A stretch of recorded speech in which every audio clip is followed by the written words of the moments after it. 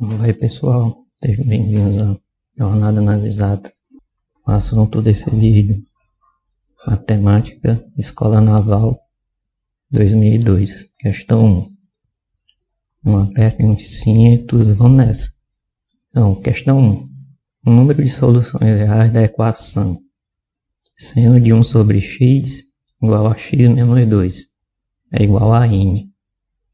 Assim, pode-se concluir que aí você tem 5 opções, né? Como a gente resolve esse tipo de equação? Veja que aqui a gente tem, no caso, uma função do primeiro grau com uma função do tipo trigonométrica, né? Então, daquela forma tradicional, analiticamente, é mais complicado de se resolver uma equação dessa. Primeira coisa que a gente já pode fazer de cara, né? Primeira dica: a nossa solução. Substituir a variável, né?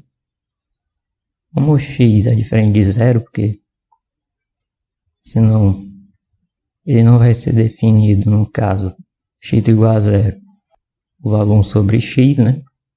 Consequentemente, o valor do seno. Aproveitamos esse fato para fazer a substituição. Vou chamar de alfa como seno 1 sobre x. Esse alfa não tem problema nenhum, porque a gente já sabe que x é diferente de zero. Por que eu faço isso? Simples, porque aí eu posso escrever minha equação na variável alfa da seguinte forma: seno de alfa é igual a 1 sobre alfa menos 2. É claro, como alfa é 1 sobre x, claro que o x vai ser o inverso de alfa. Então, no segundo membro da minha equação, onde havia x, agora vai se tornar 1 sobre alfa menos 2. Próximo passo. A dica aqui seria você considerar duas funções, né? No caso, a função f de alfa, que é o seno de alfa, e a g de alfa, que é a expressão do segundo membro, ou seja, 1 sobre alfa menos 2. Aí, a partir daí, eu faço o gráfico das duas funções, a f e a g, no mesmo sistema de eixos cartesianos. E é claro que o número de vezes que os dois gráficos se interceptam vai ser, então, o número de soluções ou raízes dessa equação aqui. Então, você fazendo o gráfico tanto de f de alfa quanto de g de alfa, você vai obter um gráfico parecido com esse. Ah, professor, você fez no computador. Certo, mas eu fiz no computador para ele ter uma aparência melhor. Mas é claro que antes de resolver no computador, fazer essa figura, eu fiz ela manualmente. Não ficou uma maravilha, mas dá para saber que só tem um ponto de interseção entre os gráficos. Então, no caso, na prova, você pode fazer tranquilamente os dois gráficos de uma hipérbole, né, que é, no caso, a função g de alfa, e a função seno de alfa, né? Então, é simples fazer o gráfico dessas duas funções no mesmo par de eixos cartesianos. Eu fiz no computador para ficar uma aparência melhor para a solução, a nossa apresentação da solução. E aqui você vai ver que não tem condição de existir uma outra raiz que não seja essa, como a gente pode ver na interseção dos dois gráficos. Porque a função seno de alfa, ela só vai de menos 1 a 1. Enquanto a hipérbole ela vai ter essa curva aqui, lembrando que a hipérbole é 1 sobre alfa menos 2, então seria aquela hipérbole tradicional 1 sobre alfa, aí você traz ela para 2 unidades abaixo, né? Porque tem menos 2. Aí essa seno aqui vai ser uma das assíntotas, né? Passando em menos 2, e a outra será o próprio eixo vertical.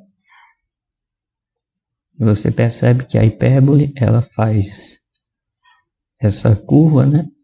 Intercepta o gráfico do seno aqui, e o outro ramo da hipérbole ela nunca vai interceptar o outro, vamos dizer assim, no outro quadrante, o gráfico do seno, porque a hipérbole tem por assíntota -2, enquanto o seno está limitado até -1, então elas nunca vão se encontrar nesse lado. E da mesma forma aqui eles se encontraram nesse ponto, mas mais adiante a hipérbole ela vai tender a assíntota -2, enquanto que o seno ele no máximo vai chegar até -1. Então esse gráfico e esse também não vão mais se encontrar no outro ramo da hipérbole. A gente pode garantir que a equação ela só tem uma solução, no caso um valor de alfa, consequentemente um valor de x, né? Porque na mudança de variáveis 1 sobre x é alfa, só existe um valor de alfa, que é a solução da nossa equação, consequentemente só vai haver um valor de x, que é o inverso desse alfa, está entre 0 e 1. Então, como os gráficos, né, se cruzam um único valor de alfa, então teremos também um único valor de x, né, que seria o inverso desse alfa. Então, sempre que aparecer uma equação envolvendo uma expressão polinomial e outra trigonométrica, a mesma equação, nesses casos é mais indicado você resolver através do gráfico, se ele estiver interessado no número de soluções da equação.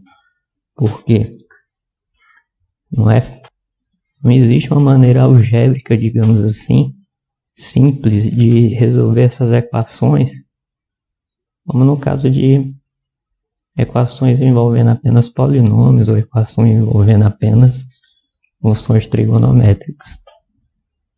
E nesse caso específico, ele colocou uma função trigonométrica que tinha o inverso da variável x, né? Que seria a variável que aparece no segundo membro com a função do primeiro grau. Aí nesse caso a gente faz simplificar o problema substituindo pela variável alfa. Então a resposta será o item B. A resposta da questão, item B, ele diz que é uma única solução. Então, n igual a 1. De acordo com como a gente viu no gráfico. Mas, e se eu quisesse resolver utilizando mesmo x e não mudando variáveis? O problema seria o seguinte, por exemplo, sua função f de x seria seno de 1 sobre x. E a sua g de x seria x menos 2. Você ia fazer o gráfico dessas duas funções no mesmo sistema de eixos coordenados, né? Mesmo sistema de eixos cartesiano. E descobrir quantas vezes um gráfico intercepta o outro. Aí esse número de vezes que eles se interceptam seria o número de raízes da minha equação. F de x igual a g de x. E aqui tem um detalhe. A seno de 1 sobre x não é uma função muito fácil de se representar graficamente, porque à medida que o x é muito pequeno, tendendo a 0, 1 sobre x varia muito rápido, e consequentemente o seno ele vai oscilar também muito rapidamente entre menos 1 e mais 1, certo? Além disso, tem um outro detalhe. À medida que o x se torna muito grande em módulo, ou seja, tanto que ele vá para infinito ou para menos infinito, esse termo 1 sobre x vai para 0. Aí o seno vai para seno de um valor próximo do ângulo 0. Seno de 0 é 0. Então, em menos infinito e em mais infinito, a função seno de 1 sobre x vai para 0. E é claro, o mais fácil seria traçar o gráfico da reta x menos 2, né? Que seria essa reta aqui. Veja que aqui a gente percebe de novo que os gráficos só vão se interceptar em um único valor. Como aqui é o valor de x está entre 2 e 3. Qual é o problema aqui? Aqui existe o problema de você determinar exatamente onde esse gráfico da função seno vai tender a 0, tanto de um lado quanto de outro, porque aí você podia correr o risco, sabendo que ele oscila várias vezes, você podia correr o risco de acreditar que essa oscilação acontece e intercepta o gráfico da reta mais de uma vez. Ficaria difícil saber quantas vezes essas oscilações interceptam o gráfico da reta e assim saber o número de soluções. Veja que a outra foi bem mais fácil de resolver quando substituímos a variável.